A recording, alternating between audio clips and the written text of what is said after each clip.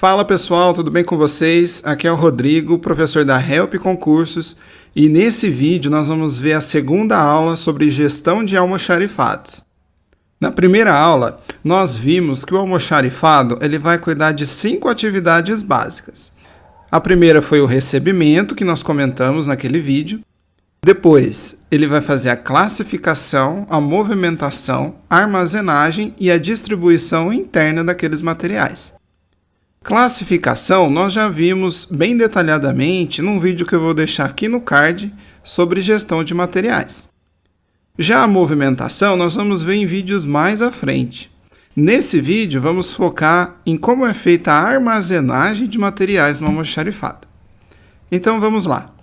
A armazenagem ela pode ser entendida como a atividade de planejamento e organização das operações destinadas a manter e abrigar adequadamente itens de material, mantendo-os em condições de uso até o momento de sua demanda efetiva pela organização. Então, a armazenagem vai cuidar daqueles materiais e manter eles em condições para serem utilizados na empresa. Então, o gestor de materiais ele vai estar preocupado com 5 objetivos principais quando a questão é armazenagem. O primeiro deles é utilizar da melhor forma possível o espaço do seu almoxarifado. Então, ele tem que usar aquele galpão ali de uma maneira eficiente.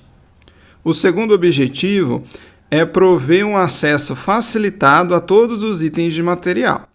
Então, quando chega um material novo, não adianta colocar ele em qualquer lugar. Tem que ser um lugar que tenha fácil acesso e um acesso rápido para o local onde ele vai ser utilizado. O terceiro objetivo é prover proteção aos itens estocados, de forma que sua manipulação não incorra em danos. Nós vamos ver sobre isso mais para frente. Isso aí está relacionado com o uso de embalagens para proteger o produto. O quarto objetivo é prover um ambiente cujas características não afetem a qualidade e a integridade dos itens estocados. Então, o meu galpão, o meu almoxarifado, ele tem que manter aquele meu produto em ordem. Ele não pode estragar o meu produto. Por exemplo, se eu estiver estocando carne para um açougue, o meu local ali, onde eu vou guardar aquelas carnes, tem que ser bem refrigerado para que aquelas carnes não estraguem, né? Então, o ambiente ele tem que ser bem cuidado, dependendo do produto, é claro. Tem produtos que não vão exigir tantos cuidados assim. E o quinto objetivo é apresentar um arranjo físico que possibilite o uso eficiente de mão de obra e equipamentos. Então, o layout ali do meu almoxarifado, ele tem que ser bem planejado. Vamos ver agora sobre critérios de armazenagem. A armazenagem ela pode ser categorizada em 2 grupos, a armazenagem simples e a complexa.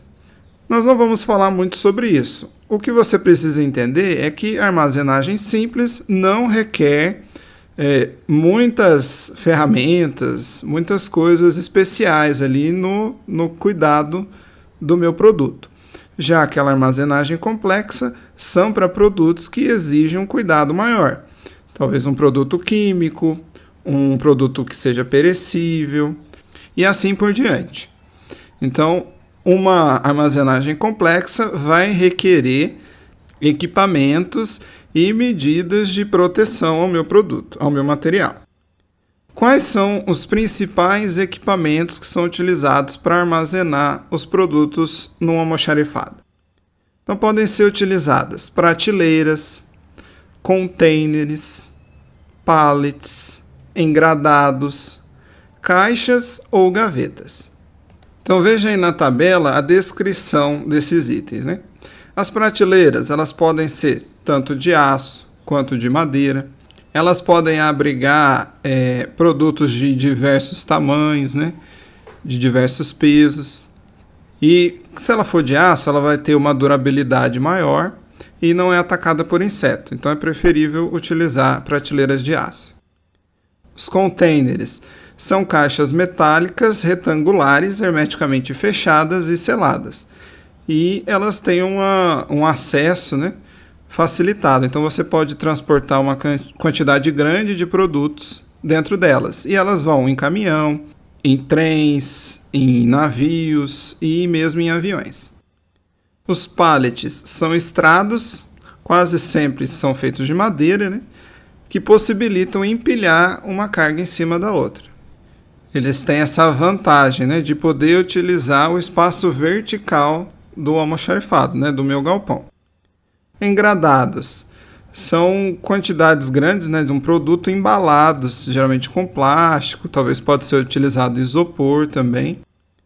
E a vantagem de se utilizar engradados é a possibilidade de eu guardar e transportar materiais que são frágeis ou irregulares. Por último, caixas e gavetas. Elas são ideais para armazenar produtos pequenos, né, com pequenas dimensões, como pregos, parafusos, outros sobressalentes. Então, geralmente são utilizados para produtos que têm uma dimensão muito pequena. Vamos ver agora sobre as embalagens. As embalagens têm como objetivo conservar e proteger o meu produto. E elas podem ser classificadas em 3 categorias. A primeira é a embalagem primária. É aquela que ela possui contato direto com o material. Por exemplo, a caixinha de leite que a gente compra no mercado. Já o segundo tipo é da embalagem secundária. Ela atua como proteção e acondicionamento racional das embalagens primárias. Por exemplo, é aquela caixa de papelão que contém as caixinhas de leite. Então, a caixinha de leite é a embalagem primária e aquela caixa que você coloca geralmente 8 caixinhas ou 12 é um tipo de embalagem secundária. E existe também a embalagem terciária, que é empregada para facilitar os processos de movimentação e embalagem de materiais. Então, nesse caso, um exemplo é um pallet, que contém 10 caixas de papelão, com cada uma 8 ou 12 caixinhas de leite. Então, a embalagem terciária quase sempre vai ser utilizada somente na empresa, né, para movimentar uma quantidade maior ali de produtos. Vamos ver mais alguns objetivos das embalagens. O primeiro deles é a contenção. Uma embalagem ela deve efetivamente conter o produto, evitando vazamentos e garantindo a devida segurança às pessoas encarregadas do manuseio, especialmente quando a gente fala aí de produtos perigosos, né, como produtos químicos, inflamáveis, etc. A embalagem também ela deve proteger. Ela vai ser capaz de prover a proteção ao produto durante as atividades de armazenagem e movimentação. Essa proteção deve-se a riscos atinentes a vibrações, ações climáticas em geral, empilhamento e choques. Então, o objetivo dela vai ser proteger aquele produto tanto dentro da empresa quanto depois, né? Quando for para venda, né? Seja num supermercado, numa loja e na casa do cliente final. O terceiro objetivo é a comunicação. Uma embalagem ela deve conter informações essenciais a serem consideradas durante as operações logísticas. Conteúdo, indicação de empilhamento máximo, modo correto de movimentação, fragilidade do material, são alguns dos exemplos, né, de dados a serem comunicados por meio da embalagem. Então, a embalagem também ela deve prover uma comunicação para uso tanto dentro da empresa, quanto, novamente, no consumidor final, né? Então, tem que ter ali as informações sobre aquele produto, quais são, por exemplo, os ingredientes que foram utilizados. Se for um produto químico, deve informar o perigo, né, o risco de daquele produto entrar em contato com a pele, com os olhos, né? Então deve ter essas informações que são essenciais para a gente conhecer daquele produto. E por último, deve ter uma utilidade. Refere-se à facilidade conferida por uma embalagem ao processo de movimentação. Uma caixa de madeira que já possui os encaixes para empilhadeiras é um exemplo de embalagem que apresenta o atributo de utilidade. O que significa esse último objetivo? Que a embalagem ela vai facilitar a movimentação daquele produto. Então, esse é um dos objetivos da embalagem. Vamos treinar agora os nossos conhecimentos? Eu separei aqui algumas questões sobre esse assunto para a gente ver como que essa matéria costuma cair em provas. Vamos lá. A primeira questão é da banca VUNESP desse ano mesmo, 2021, para o cargo de almoxarife. Diz assim: entre os tipos de armazenamento, aquele conhecido como armazenamento no ponto de uso é caracterizado por: alternativa A, combinar as melhores ferramentas dos sistemas de localização fixa e randômica. Alternativa B, determinar que alguns itens terão localização fixa pré-definida e os demais serão alocados randomicamente. Alternativa C, apregoar que todo item tem seu espaço e nenhum outro item pode ocupar aquele local. Alternativa D, ocorrer próximo ao ponto onde será utilizado, sendo vantajoso para a produção repetitiva e também onde os materiais são requeridos, just in time. Alternativa E, ser um sistema simples, que depende diretamente de pessoas. Ele utiliza o máximo do espaço disponível e não é necessária atrelar a localização de estocagem. Então, para um pouquinho, pensa em qual alternativa você escolheria, que já já eu volto com a resposta. Enquanto isso, deixa um like no vídeo, vai? Se você está gostando também desse conteúdo, se inscreve no canal, não custa nada. Beleza, voltando com a resposta, se você aí escolheu a alternativa E, parabéns, você errou, porque a alternativa correta é a D. Veja aí que a questão está pedindo o armazenamento no ponto de uso. Então a alternativa D é a única que fala sobre isso, que o armazenamento deve ser perto do local onde aquele material vai ser utilizado. Mas vamos analisar as outras alternativas aí. Na alternativa A e também na B, fala aí sobre localização randômica. O que significa isso? A localização randômica é que eu vou colocar um produto no local que tiver espaço. Se eu tiver um espaço ali aberto no meu galpão, no meu almoxarifado, eu vou colocar lá sem ficar pensando muito em que local aquele produto vai ser utilizado ou não. Então eu vou armazenar no local que estiver livre. Já a localização fixa é o contrário. Cada material vai ser armazenado num local específico e eu não vou poder armazenar outro tipo de material ali. Então, a alternativa A e B basicamente estão falando a mesma coisa, que eu vou ter que combinar ali as ferramentas tanto da localização fixa, que é num local específico, quanto da localização randômica, que é em qualquer lugar onde tiver espaço. Então, não é isso que a questão está pedindo. A alternativa C falou um pouco sobre a localização fixa também, né?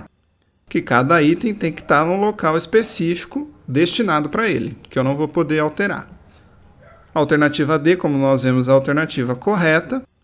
E a alternativa E está falando aí que eu devo aproveitar o máximo do meu espaço disponível, sem me preocupar com a localização daqueles materiais. Então pode acontecer de eu guardar um material longe do local onde ele vai ser utilizado. Então, para a gente resumir, nessa questão falou sobre 3 tipos de armazenamento. O primeiro é o armazenamento no ponto de uso, que é quando eu vou armazenar um produto no local mais próximo possível da onde ele vai ser utilizado. Depois falou sobre o armazenamento numa localização fixa, que é onde eu vou definir em quais locais do meu almoxarifado eu vou armazenar diferentes tipos de produtos. Isso não quer dizer que eu vou armazenar ele próximo de onde ele vai ser utilizado. Só quer dizer que ele vai ter um local específico. E o último, que é a localização randômica, que eu vou armazenar um material no local que estiver livre, não importando em qual local vai ser. Então eu não vou estabelecer locais fixos para os materiais. Sempre quando chegar um material novo, eu vou colocar onde está vazio. Espero que você tenha entendido e diferenciado esses 3 tipos de armazenamento. Vamos agora para a segunda questão. Essa questão é do ano passado, de 2020, da banca ADM ETEC, que diz assim: analise as afirmativas a seguir. Primeira, os principais elementos a serem considerados na definição do layout de armazenamento são a definição dos materiais a serem armazenados, o volume de material, as férias programadas dos colaboradores, a política de segurança de dados da entidade e os requisitos legais de segurança de materiais na organização. Segundo, o inventário é uma ferramenta de controle dos estoques dos almoxarifados e do ativo imobilizado, bens patrimoniais, de uma entidade. Se for corretamente desenvolvido, o inventário compreenderá o registro de todos os colaboradores, usuários dos serviços e fornecedores da instituição. Com base nessas informações, o inventário pode ser utilizado como principal informação a ser considerada no planejamento da gestão de recursos humanos de uma instituição. E terceiro, a embalagem primária é empregada para facilitar os processos de movimentação e embalagem de materiais. Um pallet com 10 caixas de papelão, cada uma com 8 litros de leite, é um exemplo de embalagem terciária. Marque a alternativa correta. Dá uma lida nas alternativas, pensa um pouquinho, que já eu volto com a resposta. Então, espero que você tenha pensado. Se você assinalou a alternativa A, que nenhuma afirmativa está correta, parabéns, você acertou. Aí o examinador ele quis te enrolar. Todas essas afirmativas elas estão erradas. Vamos analisar aí cada uma delas para ver onde que está o erro. Na primeira aí, falou sobre o layout de armazenamento. Falou que eu tenho que considerar as férias dos colaboradores, política de segurança de dados. Essas duas coisas aí não tem nada a ver. Eu não preciso considerar isso para definir o layout de armazenamento. As outras sim, as outras estão relacionadas. Mas férias, segurança de dados, isso aí são outros setores que vão cuidar desse assunto. Já na segunda, falou sobre o inventário. A definição que foi dada aí está correta. O inventário, eu vou controlar o estoque do almoxarifado e os bens patrimoniais da minha entidade. Mas no inventário não vai ser inserido aí registro de colaboradores, usuários. Eu só vou contar os materiais e os bens da minha empresa. Então, funcionários, usuários não se encaixam no inventário. Então, está errado. E por último, só uma palavrinha inutiliza essa afirmativa. No terceiro, a embalagem não é primária, é terciária. A embalagem terciária é empregada para facilitar os processos de movimentação. Então, aqui, a banca só trocou uma palavrinha. E isso aí invalida a questão. Então, espero que você tenha gostado do vídeo de hoje. Se você gostou, dá um like no vídeo, se inscreve no canal e ativa o sininho para não perder nada dos melhores conteúdos de concursos públicos.